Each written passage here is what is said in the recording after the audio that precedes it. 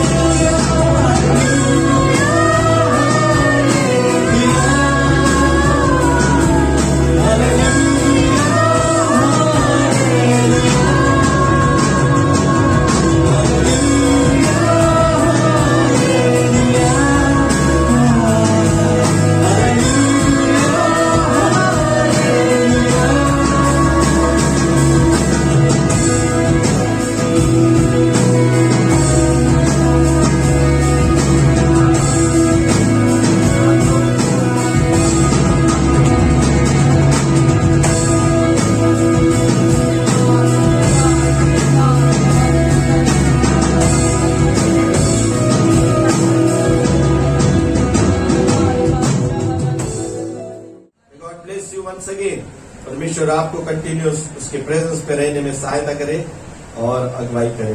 आइए प्रियो, आज के हम संदेश की ओर आगे बढ़ते हैं और मेरे साथ आप फिलिपियों की पत्री इसका 3रा अध्याय निकालेंगे। फिलिपियों की पत्री इसका 3रा अध्याय। और आज का मेरा विषय है प्रभु यीशु मसीह को जानना और उसके पुनरुत्थान की सामर्थ को पहचानना। यीशु मसीह और उसके पुनरुत्थान की सामर्थ को पहचानना। कि यीशु मसीह को पहचानने के द्वारा, उसके पुनरुत्थान की सामर्थ को जानने के द्वारा परमेश्वर की कौन सी आशीषें हमारे जीवन में परमेश्वर ने उंडेला है, ये पत्री में हम लोग आज देखते हैं। सो मैं पढ़ना चाहूंगा कुछ चंद वचनों को। फिलिपियों की पत्री इसका 3रा अध्याय और उसके 8वें वचन से 11 वचन तक इस प्रकार से लिखा है। वचन 8, वरन मैं अपने प्रभु मसीह यीशु की पहचान की उत्तमता के कारण सब बातों को हानि समझता हूं, जिसके कारण मैंने सब वस्तुओं की हानि उठाई और उन्हें कूड़ा समझता हूं, जिससे मैं मसीह को प्राप्त करूं और उसमें पाया जाऊं, न कि अपनी उस धार्मिकता के साथ जो व्यवस्था से है, वरन उस धार्मिकता के साथ जो मसीह पर विश्वास करने के कारण है और परमेश्वर की ओर से विश्वास करने पर मिलती है, ताकि मैं उसको और उसके मृत्युंजय की सामर्थ को और उसके साथ दुखों में सहभागी होने के मर्म को जानूं और उसकी मृत्यु की समानता को प्राप्त करूं, कि मैं किसी भी रीति से मरे हुए में से जी उठने के पद तक पहुंचूं। आमीन। परमेश्वर पढ़े हुए वचन को आशीष दे।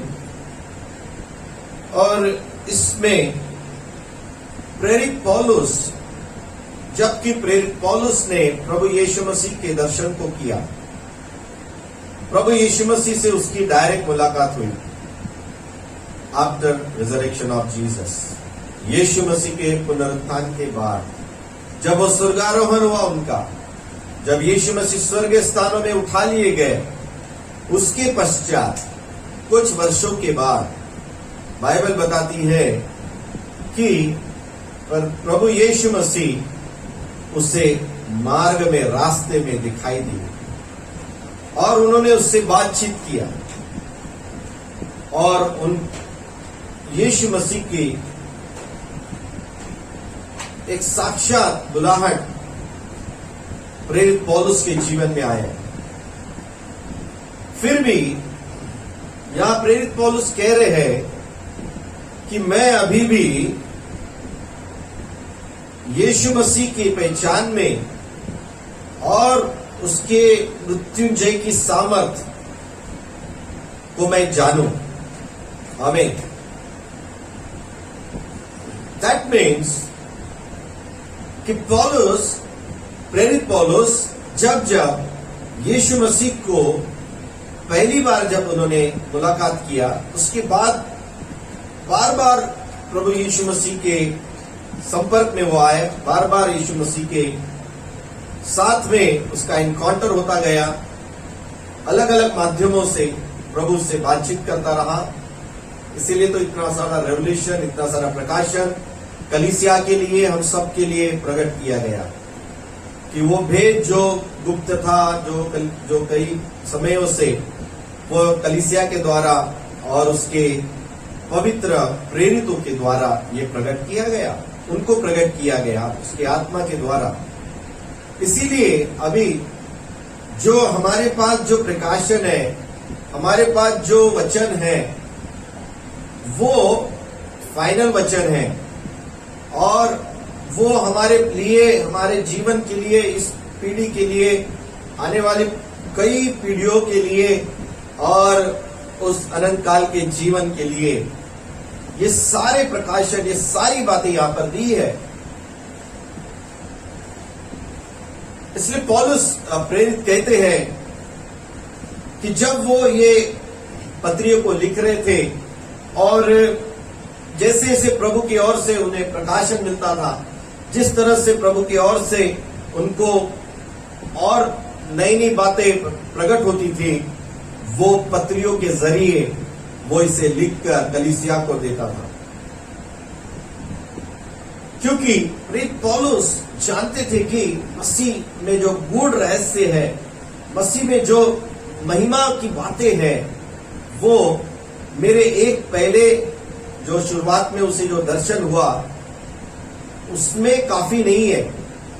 वो तो एक प्रभु का एक छोटा सा नमूना था जो उसके प्रकाशन का मुझे प्राप्त हुआ, और मैंने पहली बार अनुभव किया। नहीं तो मैं तो उसका विरोधी था। मैं तो कलीसिया और प्रभु यीशु मसीह के विरोध में काम करता था, और मेरे हृदय का परिवर्तन इसलिए हो पाया, मैं इसीलिए प्रभु को मान सका क्योंकि प्रभु साक्षात मुझे प्रकट हो गए।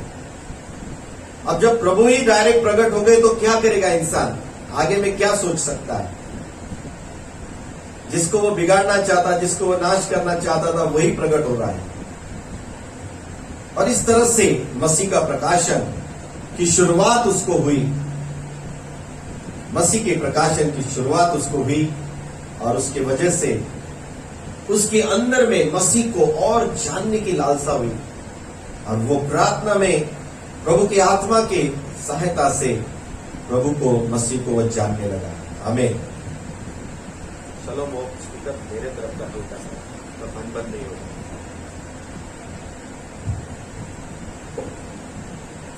प्रेरित पौलुस फिलिपियों की पत्री को कहता है, फिलिपियों की चर्च को, गेम थोड़ा कम है,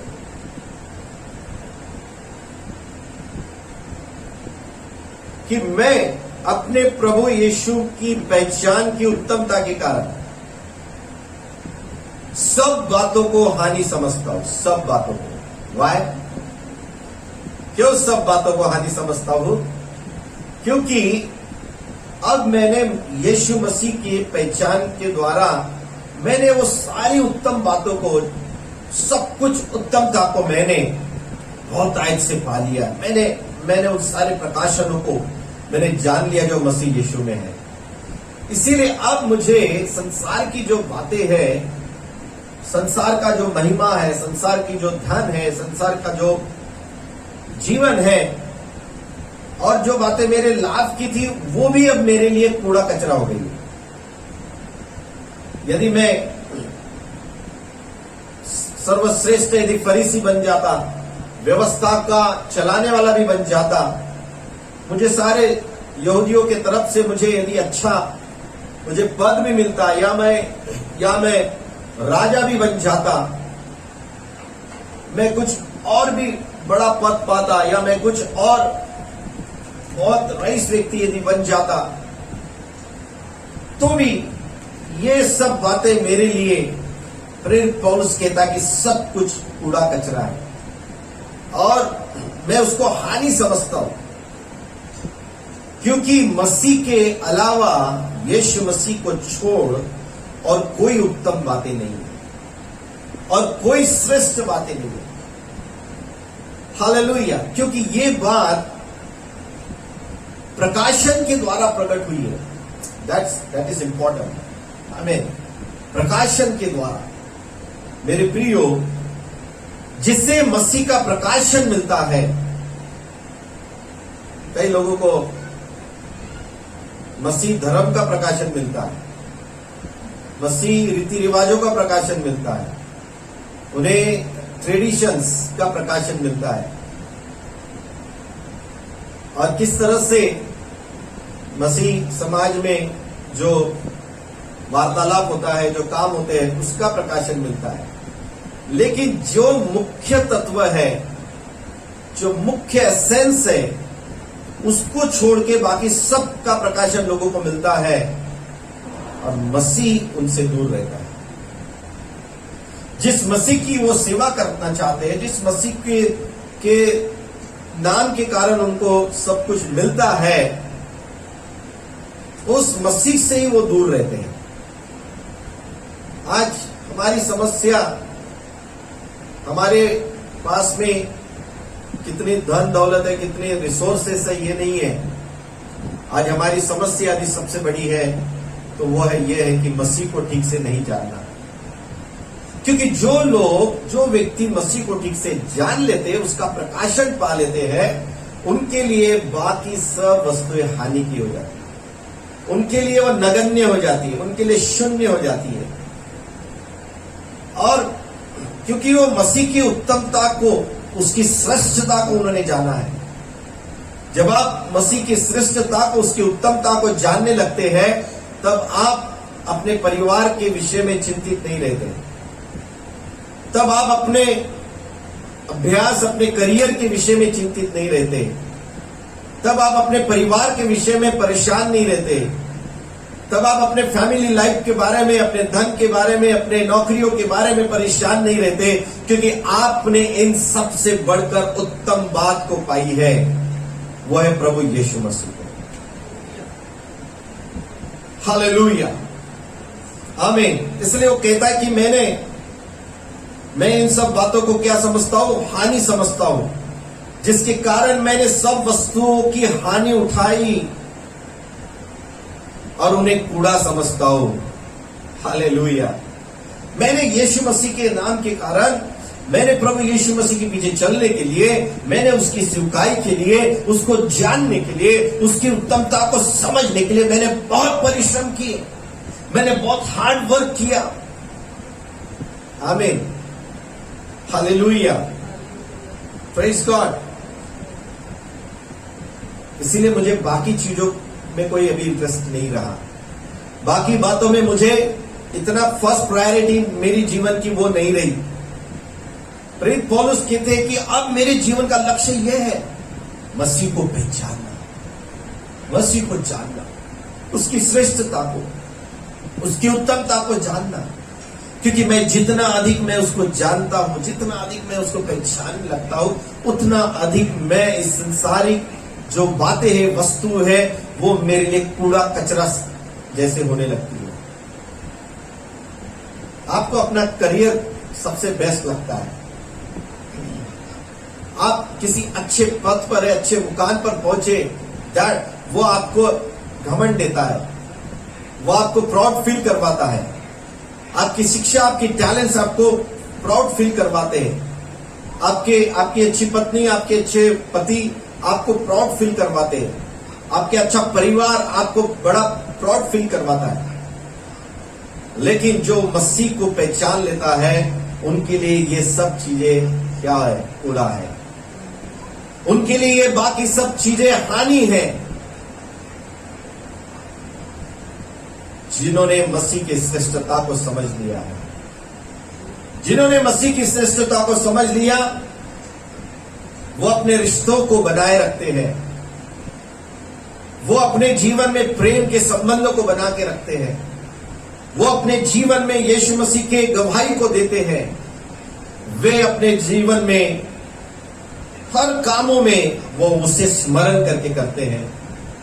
नीति वचन 3:4 के अनुसार बाइबल बताती है कि तू अपने सारे काम उससे स्मरण करके कर, अपनी समझ का सहारा मत ले। हालेलुया। क्योंकि ऐसा जब तू करता है, तुझे सक्सेस मिलता है, तेरे काम सफल होते हैं। आमीन, प्रेज गॉड। लेकिन अब अभी कलीसिया जब मसीह की उत्तमता को, उसकी श्रेष्ठता को जब नहीं समझते, कुछ लोग जो कलीसिया में जो कमजोर होते हैं, उनके लिए उनका रोटी, उनका कपड़ा, उनका मकान, उनका जॉब उनके लिए प्रायोरिटी बन जाता है, यानी प्राथमिकता बन जाता है। और उन्हें यदि कलीसिया में आने के लिए कहेंगे, उन्हें यदि बाइबल पढ़ने के लिए कहेंगे, उन्हें यदि वचन पढ़ने के लिए कहेंगे, उन्हें यदि सेवकाई में आने के लिए कहेंगे, तो वो झिल्ला जाते हैं। वो सोचते हैं कि मैं कमाऊंगा नहीं तो खाऊंगा क्या। वो सोचते हैं कि कलीसिया में जाते रहूंगा तो मेरा काम का क्या होगा, मेरा नुकसान होगा, उसका क्या। और वे अपने बच्चों को ट्यूशंस को भेजते हैं, रविवार की आराधना को छोड़ आने के अटेंड करने लगाने के बजाय ट्यूशंस को भेजते, उनको कॉलेज में भेजते, उनको नौकरियों में भेजते, क्योंकि उनके लिए मसीह उत्तम नहीं है। उनके लिए संसार की जो कूड़ा है, संसार का जो कचरा है, वो उनके लिए महत्व का है। हालेलुया। एक व्यक्ति जब बहुत भूख से तड़पता है, प्यास से तड़पता है, जिंदगी कुछ खाने नहीं मिल रहा, तो वो कूड़े में जाकर या उस कचरे के डब्बे में जाकर वहां भी खाना ढूंढता है और वो निकाल के खाता है। ऐसी अवस्था उन लोगों की होती है जो मसीह में रहने के बावजूद भी मसीह को नहीं जान पाते हैं और उसकी उत्तमता को, उसकी श्रेष्ठता को नहीं जान पाते, इसीलिए उनका जीवन उस कूड़े में बार बार जाता है। पौलुस कहता है कि वो सब कूड़ा है मेरे लिए, मैं उधर नहीं जाऊंगा, क्योंकि अब मैंने मेरे मसीह की श्रेष्ठता को मैंने जान लिया, मैंने उसके मर्म को पहचान लिया है, मैंने उसकी बुलाहट को समझ लिया है, मैंने उसका वो जो है उसकी महिमा को मैंने मान लिया, जान लिया है, देख लिया है। अब जब मैंने सर्वश्रेष्ठ को देख लिया, मैंने सर्वश्रेष्ठ को मैंने अपने अंदर पा लिया, तो फिर ये सब बाकी चीजें क्या है? वो मेरे लिए हानि है, मेरे लिए नगण्य है, मेरे लिए शून्य है, जीरो है। हालेलुया। और ये तब व्यक्ति कह सकता है, उसे कहने की हिम्मत और ताकत तब मिलती है जब उसने वास्तव में मसीह की श्रेष्ठता को अनुभव किया है। Are you really Christians? Are you really a believer? Hallelujah. तो मसीह की उत्तमता को आपने समझा है। पिछले 1.5 साल से स्कूल कॉलेजेस बंद है, ट्यूशंस के लिए दिन रात पागलों की तरह से सुबह सुबह उठकर रात को दिन को भागे दौड़े चले जाते थे। ये 1.5 साल में क्या किया उन्होंने? कौन सी ट्यूशंस गए दिन रात सुबह शाम? गया सब कूड़े कचरे में। हालेलुया। वही यदि उन्होंने अपना समय मसीह में दिया रहता तो आज उनके लिए वो आशीष के रूप में जोड़ा जाता। आपने अपने बच्चों को पढ़ाई के लिए इंटरनेट लेकर दिया है, पढ़ाई के लिए आपने सब सुविधा मोबाइल सब लेके दिया है, लेकिन जब प्रभु का वचन, प्रभु की प्रार्थना, परमेश्वर का कार्य जब ऑनलाइन चल रहा है, तब आपके पास मोबाइल नहीं है, तब आपके पास में समय नहीं है, तब आपके पास ट्यूशन है, ऑनलाइन पढ़ाई है और कुछ है। भला होता कि आप वो भी करते रहते और ये भी करते रहते। हालेलुया। अच्छा होता तुम्हारे लिए कि आप पढ़ाई भी करते रहते और परमेश्वर का वचन की प्रार्थना को भी यहां पर अटेंड कर सकते।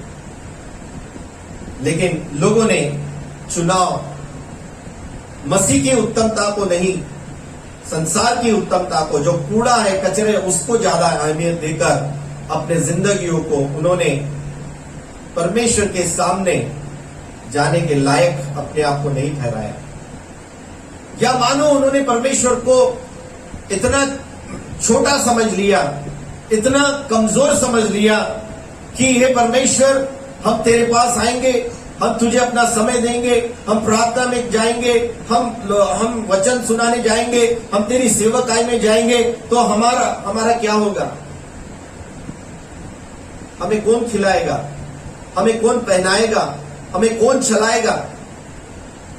उनके मन में ये विचार, उनके मन में ये बोल के तो नहीं दिखाते, लेकिन अपने कार्यों के द्वारा, हालेलुया, अपने कार्यों के द्वारा। एक वचन इसी में ही बड़ा सुंदर वचन आया है, फिलिपियों की पत्री इसका 3 अध्याय और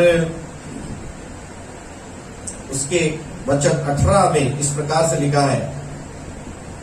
वचन 18, क्योंकि बहुत से ऐसी चाल चलते हैं जिनकी चर्चा मैंने तुमसे बार बार की है और अब भी रो रो कर कहता हूं कि वे अपने चाल चलन से मसीह के क्रूस के बैरी है।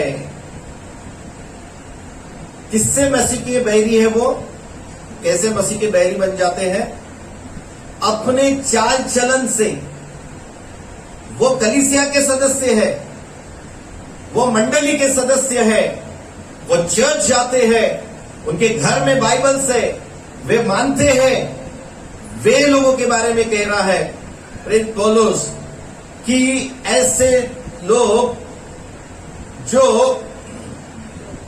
अपनी चाल चलन से मसीह के क्रूस के बैरी है, मसीह के क्रूस के बैरी है, चाल चलन से अपने, यानी बोल के तो नहीं दिखाते कि हे प्रभु तू हम सर्वश्रेष्ठ है, नहीं है, ऐसा बोल के तो नहीं दिखाते, लेकिन अपने कार्य से, अपने कर्मों के द्वारा वो प्रकट कर देते हैं कि प्रभु प्रायोरिटी आप हमारे जिंदगी में नहीं है, हमारी जिंदगी में हमारे बच्चों की पढ़ाई, हमारी नौकरी, हमारा बिजनेस, हमारे रिश्तेदार, हमारे फंक्शंस, हमारा टाइम पास, हमारा एंटरटेनमेंट, वो हमारा प्रायोरिटी है। वो अपने अपने कर्मों के द्वारा वो प्रकट करके बताते हैं। मुंह से नहीं बोलेंगे कि हम यीशु मसीह को प्रभु आपको हम प्राथमिकता नहीं देते करके, या हम आपके विश्वासी नहीं है, हम आपके क्रूस के बैरी है करके, ऐसा नहीं बोलेंगे वो, लेकिन उनके कर्म बताते हैं, उनके चाल चलन बताता है कि वो क्रूस के बैरी कैसे है, वो कैसे परमेश्वर के क्रूस का तिरस्कार करते हैं, वे परमेश्वर यीशु मसीह के प्रेम को कैसे वो धुतकारते हैं, वो अपने कर्मों से बताते हैं। यहां तो हालेलुया करेंगे, यहां तो प्रेज द लॉर्ड करेंगे, या तो मिलने के बाद जय मसीह की करेंगे, या फिर और भी रीति से वो अपने आप को शो अप करेंगे कि how they are so righteous people, how they are so holy people, but by their conduct, by their behavior, they show their reality. Hallelujah. आपको क्या लगता है, आप परमेश्वर को मूर्ख ठहराने की कोशिश कर सकते हैं क्या? अरे बाबा, वो हमारे जब हम पैदा भी नहीं हुए ना, और पैदा हमारे शरीर जब पैदा हो रहा था ना, एक एक नसें, एक एक हड्डी, एक एक बोन, एक एक मैरो बन रहा था, बढ़ रहा था, वो जानता है प्रभु, वो देखता है। ना कोई चिकित्सक देखता है, ना कोई मां देख पाती है, ना कोई, वो देखता है तुम्हारे अंदर। उसके बाद वो प्राण डालता है तुम्हारे अंदर, उसके बाद अपने अपने अपने जीवन को फूंकता है। हालेलुया। वो तुम्हारे मन के अंदर आने वाले विचार से पहले ही जान लेता है। वो तुम हजारों साल पहले तुम कब पैदा होंगे, किस घर में पैदा होंगे, तुम्हारा क्या नाम होगा, ये सब वो जानने वाला परमेश्वर है। क्या उसकी उत्तमता को तुम चैलेंज करते हो? उसकी श्रेष्ठता को तुम चैलेंज करते हो अपने व्यवहारों के द्वारा? मेरे प्रियो, जो आप बोते हैं वही काटेंगे। कुछ लोग अभी भी पसीने की कमाई खा रहे हैं। बाइबल बताती है कि जो पसीने की कमाई है वो श्रापित कमाई है। हालेलुया। क्योंकि वो आदम को श्राप के रूप में मिली, लेकिन पहले नहीं था ऐसा। पहले बाइबल बताती कि आदम श्रापित नहीं था, वो आशीषित था। उसे वो खून पसीना स्ट्रगल करके उसको करना पड़ता था। हालेलुया। लेकिन अब बाइबल बताती है कि मसीह यीशु में वो श्राप टूट गया है। यीशु मसीह की श्रेष्ठता को जानने का मतलब ही यह होता है कि वो श्राप मसीह यीशु में तोड़ दिया गया है। अब मुझे वो स्ट्रगल, मुझे इतना हार्ड वर्क, मुझे इतना ज्यादा परिश्रम नहीं करना है जितना कि श्रापित जीवन में किया जाता है। मुझे उतना ही करने की जरूरत है जितना कि मेरे परमेश्वर की श्रेष्ठता, मेरे परमेश्वर की प्रायोरिटी को जरा भी धक्का न लगे। उसको जरा भी धक्का न लगते हुए तुम्हारे काम होने चाहिए। यदि आप परमेश्वर की बातों को, उसकी श्रेष्ठता को छोड़कर प्राइमरीली आप प्राथमिकता उन बातों को देते हैं, तो कहीं ना कहीं मेरे प्रियो आप क्रूस के बैरी बन जाते हैं। हालेलुया। उसी वचन को फिर से दोहराऊंगा 18 वचन में, क्योंकि बहुत से ऐसी चाल चलते हैं, बहुत से कलीसिया के लोग बहुत से ऐसी चाल चलते हैं जिनकी चर्चा मैंने तुमसे बार बार की है, उनके बारे में प्रेरित पौलुस बार बार बता रहा है, क्योंकि वो सुधरते नहीं होंगे शायद, इसलिए उनको बार बार कहना पड़ रहा होगा। और अब भी रो रो कर कहता हूं कि वे अपने चाल चलन से मसीह के क्रूस के बैरी है, उनका अंत विनाश है, उनका ईश्वर पेट है, पेट। उनका भगवान, उनका ईश्वर कौन है? पापी पेट का सवाल है ना? क्या कहते हैं लोग? पापी पेट का सवाल है। तेरा पापी पेट निकाल दे, फिर पापी पेट का सवाल नहीं आएगा। अब वो मसीह यीशु में क्या हो चुका है? पाप से मुक्त हो गया है। यही तो मसीह की श्रेष्ठता है, यही तो मसीह के प्रकाशन की उत्तमता है। ये पापी पेट निकलकर अभी आशीषित पेट आ गया। Hallelujah, hallelujah. धर्मी, राइचस पेट प्रभु ने हमको दिया है। परमेश्वर यीशु मसीह स्वयं कहते हैं मत्ती 6 अध्याय के 33-34 में कि तुम पहले उसके धार्मिकता की, उसके राज्य की खोज करो, तो तुम्हें ये सब वस्तुएं भी मिल जाएंगी। इसका मतलब ये कि प्रायोरिटी, प्राथमिकता जो है वो पहले मसीह को देना है। बाद में अपने काम धंधे से निकलो भाइयों। यदि आपके जिंदगी में मसीह श्रेष्ठ है तो उसे वो श्रेष्ठ बना रहे। मैं ये नहीं कहता हूं कि भैया काम धंधा छोड़कर आओ, बट प्रायोरिटी, उत्तमता, श्रेष्ठता का वो प्रभु है। मैंने इसके पहले भी ये संदेश इस प्रकार का, मैंने पहलोटे के विषय में मैं संदेश दिया था। तब मैंने कहा था पहलोटा कितना इंपॉर्टेंट होता है, और पहलोटे का जो सम्मान करता है उसको दुगनी आशीष उस पाता भी है। इसका मतलब ये है कि आप जो दिन रात खून पसीने की पाप की रोटी कमाते हो, और तो भी आपको इतना सा मिलेगा, लेकिन जो मसीह की श्रेष्ठता को जानता है, उस पर विश्वास करता है, उसको प्राथमिकता देकर अपने काम थोड़े से करता है।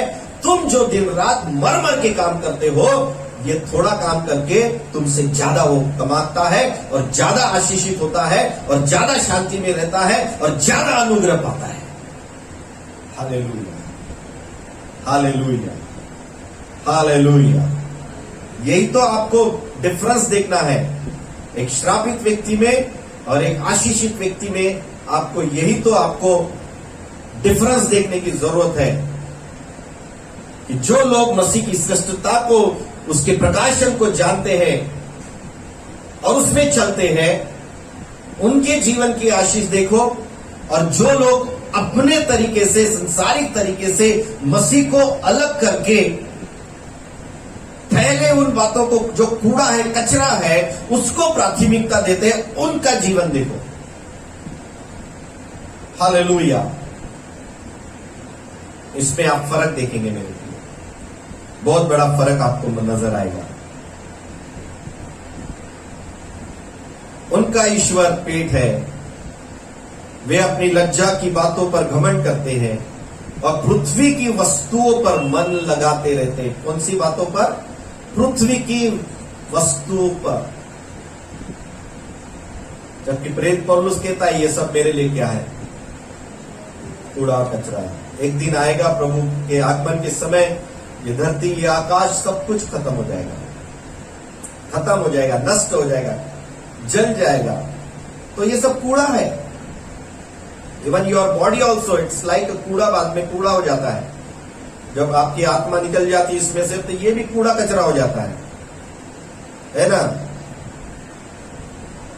कुछ भी ये संसार का कुछ भी जो है वो इटर्नल नहीं है। सिर्फ यीशु मसीह, सिर्फ केवल यीशु मसीह ही अंत तक इटर्नल है, वो अलौकिक है। और जिनके जीवन में, जिनके आत्मा में वो है, वो व्यक्ति भी उस मसीह के कारण, यीशु मसीह में होने के कारण, उसका लाइफ भी इटर्नल हो जाता है, और वो टिकेगा, वो अनंत काल के लिए बना रहेगा, वो सदा काल के लिए बना रहेगा, क्योंकि उसने मसीह की उत्तमता को अपने अंदर में ग्रहण किया है। हालेलुया। वचन 8 में फिर से जाएंगे। वरन मैं अपने प्रभु यीशु मसीह यीशु की पहचान की उत्तमता के कारण सब बातों को हानि समझता हूं, जिसके कारण मैंने सब वस्तुओं की हानि उठाई और उन्हें कूड़ा समझता हूं, जिससे मैं मसीह को प्राप्त करूं और उसमें पाया जाऊं। अल्टीमेट गोल क्या है? अल्टीमेट जो लक्ष्य है वो प्रेरित पौलुस ये कह रहा है कि मैं मसीह में को प्राप्त करूं और मसीह में पाया जाऊं। मसीह को प्राप्त करो और मसीह में पाया जाओ। लेकिन यदि जो कूड़ा है उसको इंपॉर्टेंस देते हैं तो आप मसीह को कैसा प्राप्त करेंगे? आप मसीह प्रभु को कभी खोजते नहीं है, प्रभु को कभी आप ढूंढते नहीं है, और वो कूड़े और कचरे में ढूंढते रहते हैं अपनी आशीषों को, तो कैसे आप पाएंगे उसको और कैसे प्राप्त करेंगे उसको? No, you can not find. Hallelujah. प्रेरित पौलुस कहते कि मैंने बहुत सारी वस्तुओं की हानि उठाई।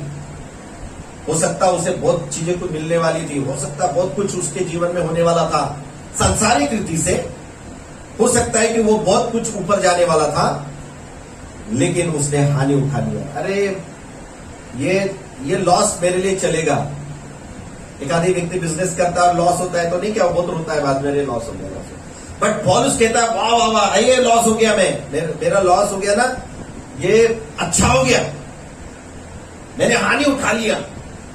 क्यों? कि मसीह की श्रेष्ठता को प्राप्त करूं, मैं मसीह को प्राप्त करूं, क्योंकि ये मेरे लिए सबसे बड़ी धन है, ये मेरे लिए सबसे बड़ी आशीष है, ये मैंने पाना था, ये मैं पाऊं। और इसके लिए मैं इसलिए दिन रात लगा रहता हूं, दिन रात परिश्रम करता हूं। कभी कभी कलीसिया की सेवा करते करते एक कलीसिया से दूसरी कलीसिया, दूसरी कलीसिया से तीसरी कलीसिया में जाते समय कभी कभी कोई कलीसिया फाइनेंशियली स्ट्रांग नहीं रहती, मजबूत नहीं रहती, तो पौलुस को कई बार अपने हाथों से परिश्रम करके, मेहनत करके उसे अपनी उपजीविका को कमाना पड़ता था। कुछ कलीसिया बहुत अच्छी रहती थी तो वो उसकी सपोर्ट करती थी, वो उसको हेल्प करती थी, लेकिन वो अपने उस मसीह के प्राप्ति के विषय में वो कभी भी वो पीछे नहीं रहा। उसका लक्ष्य ये रहता था, ठीक है मेरी जरूरतें पूरी नहीं हो रही है कभी कभी, ठीक है मैं कुछ काम कर लेता हूं, कुछ बिजनेस कर लेता हूं, और वो करते करते भी वो क्या करेगा? वो मसीह की श्रेष्ठता को पाने के लिए वो अग्रसर रहता है। वो परमेश्वर की सेवकाई में, उसकी उत्तमता को बताने में, प्रचार करने में कभी भी पीछे नहीं रहता था। उसके जीवन का लक्ष्य ये था कि मैं मसीह को प्राप्त करूं और उसमें पाया जाऊं। आमीन, हालेलुया। आगे में लिखा है, न कि अपनी उस धार्मिकता के साथ जो व्यवस्था से है, वरन उस धार्मिकता के साथ जो मसीह पर विश्वास करने के कारण है और परमेश्वर की ओर से विश्वास करने पर मिलती है। आमीन। मैं ये जो कुछ कर रहा हूं, मैं अपने आप को श्रेष्ठ दिखाने के लिए नहीं, या मैं मसीह को कुछ अच्छा काम करके प्राप्त करने के लिए नहीं, ऑलरेडी मसीह पर विश्वास करने से मुझे वो आशीष मिल गई है जो व्यवस्था पालन करने से भी नहीं मिल पाती थी। हालेलुया। क्योंकि आगे में लिखता है, न कि अपनी उस धार्मिकता के साथ जो व्यवस्था से है, अच्छे कर्म करने के द्वारा, व्यवस्था पालन करने के द्वारा जो धार्मिकता मिल रही है, अपने खुद की स्वयं के ताकत से मिली हुई धार्मिकता, वो धार्मिकता पाने के लिए मैं परिश्रम नहीं कर रहा हूं। कह रहा है, वरन उस धार्मिकता के साथ जो मसीह पर विश्वास करने के कारण है और परमेश्वर की ओर से विश्वास करने से मिलती है। आमीन। यीशु मसीह पर विश्वास करने से हमें परमेश्वर की धार्मिकता प्राप्त होगी। वो धार्मिकता हमें परमेश्वर के को प्राप्त करने के लिए और उसके मसीह में पाने के लिए हमें सहायता करती है। क्योंकि यदि आपको उसके उपस्थिति में आने का यदि तुमको परमिशन नहीं रहेगी तो आप उसको कैसे पाए रहेंगे? क्योंकि वाचा के संदूक के उस टेबरनेकल में, उस मिलाप वाले तंबू में जो पुराने नियम में था, बाइबल बताती है कि पवित्र स्थान 3 स्थान में से एक अति पवित्र स्थान था, उसके बाद पवित्र स्थान और उसके बाद एक बाहर का आंगन। तो बाहर के आंगन में तो सब लोग को परमिशन है, लेकिन उसके बाद के पवित्र स्थान में सिर्फ याजक लोगों को, लेवी याजकों को ही वहां पर परमिशन है। लेकिन उसके बाद में जो अति पवित्र स्थान है, जहां परमेश्वर की प्रेजेंस है, जहां परमेश्वर बात करते हैं, वहां केवल महायाजक को ही परमिशन है। दैट मीन्स पवित्र स्थान में यानी प्रभु के उपस्थिति में आने का परमिशन या योग्यता जो है वो परमेश्वर ही देता है, और पुराने नियम के अनुसार ये सबके लिए नहीं था। बट नाउ परमेश्वर ने यह अनुग्रह दिया, ये दया किया कि आप और मैं अभी हर कोई परमेश्वर के उस अति पवित्र स्थान में हम जा सकते हैं, आ सकते हैं, इस धार्मिकता को प्राप्त करने के द्वारा।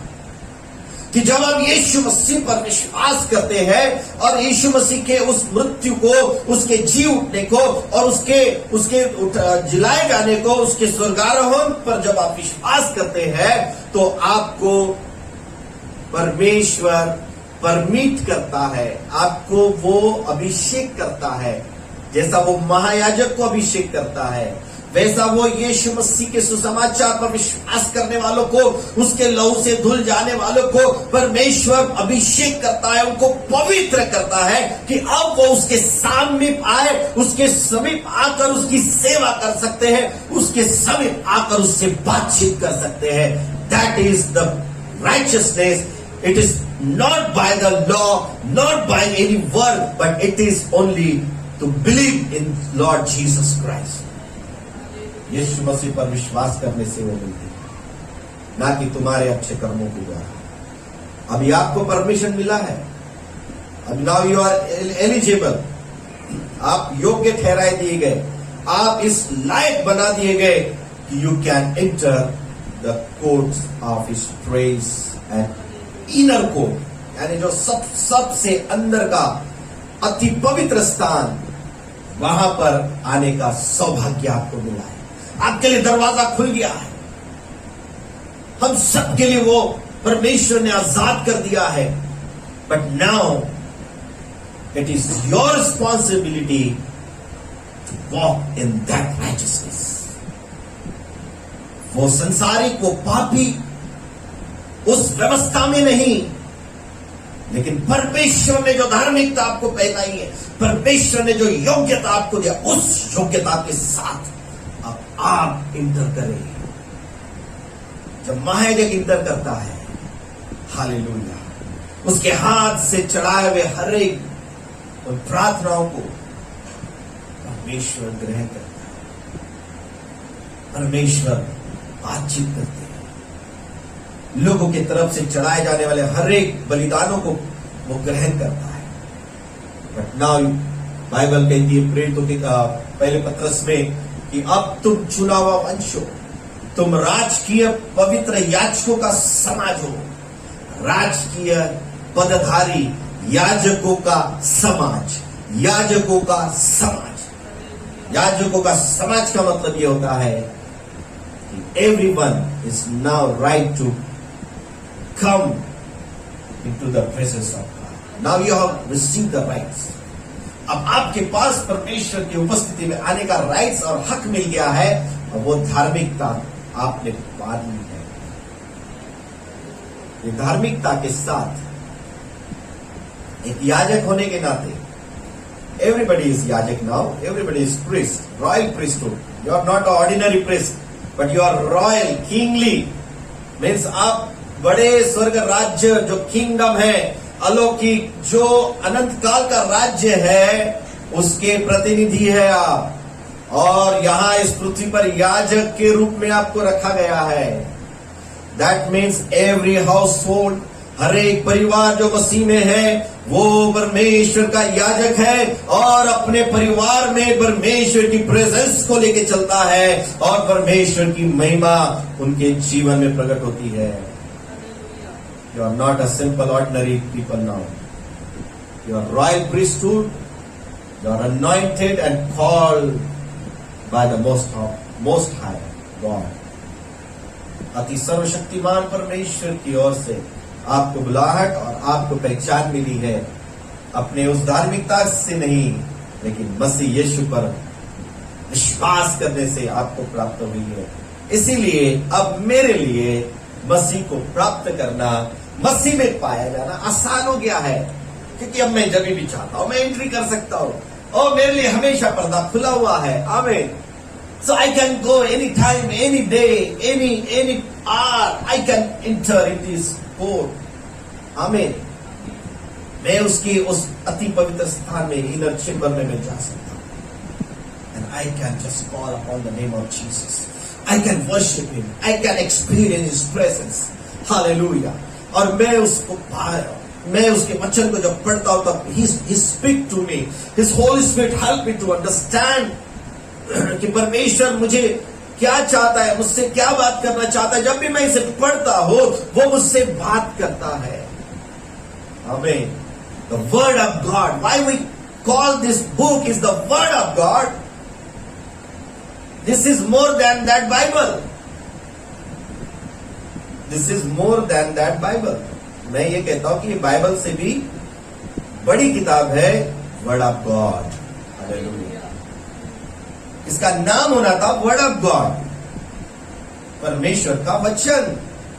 उसका टाइटल, शीर्षक परमेश्वर का वचन ही होना था, ना कि बाइबल। बाइबल मीन्स किताबों का संचय, यानी 66 बुक्स इधर उधर थी, सबको इकट्ठा करके उसका एक संच बंच बना के उसको बाइबल बोल दिया। Hallelujah. This is the word of God. आमीन। इसलिए इसे जब ये भी आप बोलो तो क्या आपने वर्ड ऑफ गॉड लेकर आया? प्रेरित पौलुस कहते, इफिसियों की पत्री 6 अध्याय में हमने पढ़ा कि आत्मा की तलवार लो। आमीन। Without the sword you can not fight. यदि आपके पास यदि तलवार नहीं है तो आप लड़ाई में जाकर लड़ नहीं सकते। मीन्स आपके पास में तलवार या भाला जो भी है वो चाहिए। यदि आप सिर्फ ढाल और शस्त्र पहन के जाएंगे तो आपको सिर्फ बचाने का ही काम करना है, बचने का ही काम करना है। यानी मसीह लोगों की जिंदगी में यदि शैतान आ रहा है, संकट आ रहे हैं, तकलीफ आ रहे हैं, परेशानी आ रही है, तो इनके पास क्या है? विश्वास है, विश्वास है, विश्वास है। यानी ढाल लेके सिर्फ क्या कर रहे हैं? विश्वास को क्या बोला जाता है? ढाल बोला जाता है। तो आपके पास ढाल है तो आप क्या कर रहे हैं? प्रार्थना करके बच रहे, विश्वास करके बच रहे। लेकिन तकलीफ तो होती जा रही है। कब तक? अरे भाई, एक हाथ में क्या ले? तलवार ले। तू कब तक बचते जाएगा? सामने वाला तेरे ऊपर हमला करते जाएगा। तू कब तक ये संकट और तकलीफों का सामना करते रहेगा? तू मसीह में पाना है, तुझे मसीह में रहना है। तू कब तक ये अपनी धार्मिकता में रहेगा? ये कूड़े में कब तक रहेगा? तलवार ले। Take the sword. The word of God is the sword. परमेश्वर का वचन आत्मा की तलवार है। Take this sword, now fight it.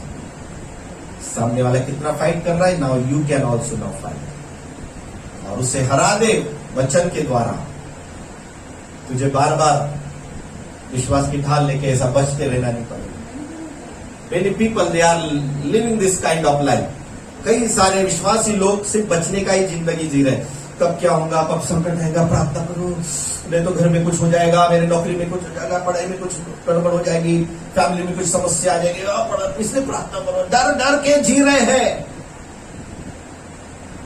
मैं प्रार्थना इसलिए नहीं करूंगा कि मेरे घर में संकट आएगा, मैं प्रार्थना इसलिए करता हूं कि मैं प्रभु से प्यार करता हूं। I want Jesus, that's why I am praying, I am not because of the help of the to protection and to blessings. कई लोगों के जिंदगी में इसलिए मसीह को और परमेश्वर के पीछे चलते कि उनको लगता है कि भूत लग जाएगा नहीं तो, इसलिए प्रभु में रहो। उनको लगता है कि तुम अच्छा जॉब करो, तुम्हारे जॉब में बरकत रहेगी, इसलिए प्रार्थना करो। लोगों को ऐसा लगता है। हमारा तरीका गलत है, ये संसारिक तरीका है। ये पौलुस कहता है कि मैंने सब वस्तुओं की हानि उठाई, उन्हें मैं कूड़ा समझता हूं। मैं इसलिए नहीं प्रार्थना करूंगा, मैं इसलिए दान नहीं दूंगा, मैं इसलिए परमेश्वर की आराधना करने के लिए, भक्ति करने के लिए इसलिए नहीं आता हूं क्योंकि मुझे आशीष मिले या मुझे और कुछ चीजें मेरे जीवन में प्रोटेक्शन रहे। No, why I am doing this? मैं प्रभु को चाहता हूं, मैं प्रभु से प्यार करता हूं, मैंने उसकी उत्तमता को जान लिया, मैंने उसकी श्रेष्ठता को समझ लिया कि मसीह को छोड़ और कुछ जिंदगी में कुछ नहीं है, क्योंकि वही सारे वस्तु का स्रोत है, वही सारे बातों का क्रिएटर है, वही सारी आशीषों का प्रभु है। वो कहता है कि मैं अपनी शांति तुम्हें देता हूं। संसार देता है ऐसी शांति नहीं, मैं अपनी शांति तुम्हें देता हूं। यूहन्ना 14:27 के अनुसार वो कहता है कि मैं अपनी शांति तुम्हें देता हूं, तुम्हारा आनंद पूरा हो जाए। तो पटली शांति, संसार की शांति आपको छुटकारा नहीं देती है। प्रभु की शांति कैसी होती मालूम है? एक दिन प्रभु यीशु मसीह अपने चेलों के साथ छोटे से बोट में सफर कर रहे थे और बहुत कुछ सुंदर रीति से वो जा रहे थे। समंदर में कोई तूफान नहीं था, कोई आंधी नहीं थी, सब कुछ स्मूथ था। और बाइबल बताती है कि यीशु मसीह नाव में सो रहे थे।